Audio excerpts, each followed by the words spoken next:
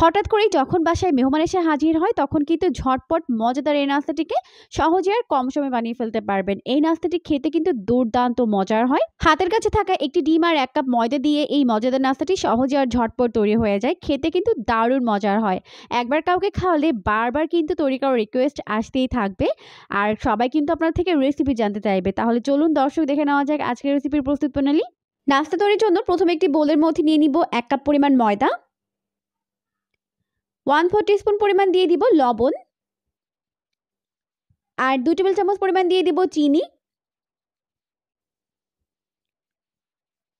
এখন খুব ভালো করে সবকিছুকে একত্রে ময়দার সঙ্গে মিশিয়ে নিতে হবে। ময়দার সঙ্গে সবকিছুকে ভালো করে মিশিয়ে নেওয়ার পর এখন এর মধ্যে অ্যাড করে দিব ইস্ট। অনেকেই বলেন বাজারে কেন ইস্টটা ফুলতে চায় না, তারা কিন্তু চাইলে আমার থেকে ইস্টটা নিতে পারবেন। পুরো বাংলাদেশের মধ্যে হোম ডেলিভারি পাবেন। স্ক্রিনে দেওয়া নাম্বারে কল করে বা হোয়াটসঅ্যাপে মেসেজ করে আপনারা কিন্তু ইস্টটা নিতে পারবেন। তো এখন ইস্টটাকে খুব ভালো করে ময়দার সঙ্গে মিশিয়ে দিচ্ছে। মিশিয়ে নেওয়ার পর এখন এর মধ্যে অ্যাড করে দিব কুসুম গরম পানি। আর পানি এমন গরম হবে যাতে আঙুল চোবালে আঙুলটা সহ্য করতে পারে। খুব বেশি গরম না, আবার ঠান্ডাও হবে না। পানির মধ্যে এরপর একটি ডিম ভেঙে দিলাম। ডিমটিকে পানির সঙ্গে ভালো করে মিশিয়ে নিতে হবে। এরপর ময়দার সঙ্গে মিশিয়ে নিব। আর এখানে 1/2 চামচ পরিমাণ ইস্ট ব্যবহার করেছি, কারণ ভালো কোম্পানির ইস্ট হলে কিন্তু অল্প করে ব্যবহার করলেই হয়। তো এই পর্যায়ে এখানে অল্প অল্প করে পানি দিয়ে ভালো করে মেখে একটি সফট ডো তৈরি করে নিয়েছি। এখন যাতে হাতের সঙ্গে আঠালোভাবে লেগে না যায় তার জন্য অল্প একটু সয়াবিন তেল দিয়ে দিলাম, দিয়ে আবারও এটাকে ভালো করে মেখে নিচ্ছে। এরপর 2 হাতের মধ্যে নিয়ে এরকম একটা গোলাকার শেপ দিয়ে নিচ্ছে। এখন উপরে একটু সয়াবিন তেল লাগিয়ে দিব যাতে উপরটা ড্রাই না হয়ে যায়। এরপর ঢেকে রেখে দিব প্রায় 20 মিনিটের জন্য। আর এই 20 মিনিটের মধ্যে ডোটি ভালোভাবে ফুলে সেট হয়ে যাবে। তো ফিরে এলাম প্রায় 20 মিনিট পর। আর এখন দেখতেই পাচ্ছেন ডোটি কিন্তু খুব ভালোভাবে ফুলে সেট হয়ে গেছে। এখন এটাকে হাতের মধ্যে নিয়ে এরকম একটা গোলাকার শেপ দিয়ে নিচ্ছি, দেখতেই পাচ্ছেন। এরপর এটার উপরে স্কিনটাকে এরকম স্মুথ করে দিচ্ছে। এখন এটাকে 3টি ভাগে ভাগ করে নিব। এখন প্রতিটি ডো হাতের মধ্যে নিয়ে এরকম গোলাকার একটা শেপ দিয়ে নিচ্ছে। আর একটু তেল লাগিয়ে নেব, এতে করে কিন্তু এটা আর লেগে যাবে না। এরপর চারপাশে ঘুরিয়ে ঘুরিয়ে এটাকে বেলে নিতে হবে।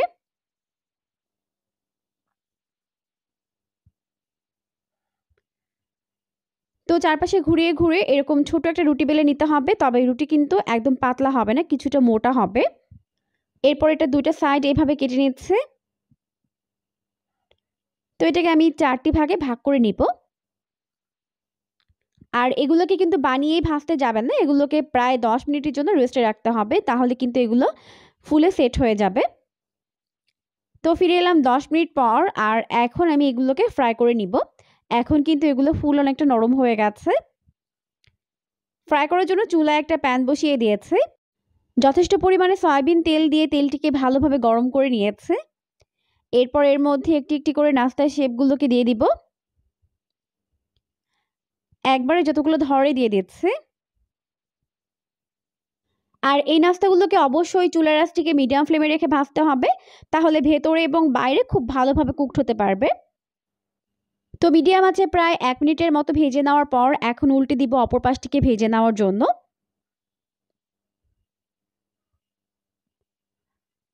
আর দেখতেই পাচ্ছেন এখন কিন্তু অনেকটা ফুলে গেছে আর একটা সাইডে সুন্দর একটা কালার চলে এসেছে।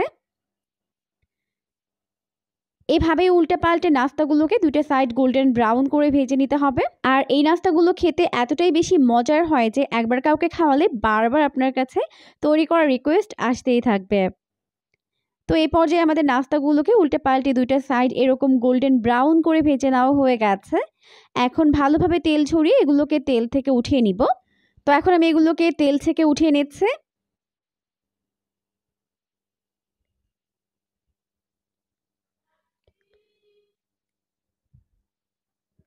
উঠিয়ে একটি প্লেটের মধ্যে নিয়ে নিব।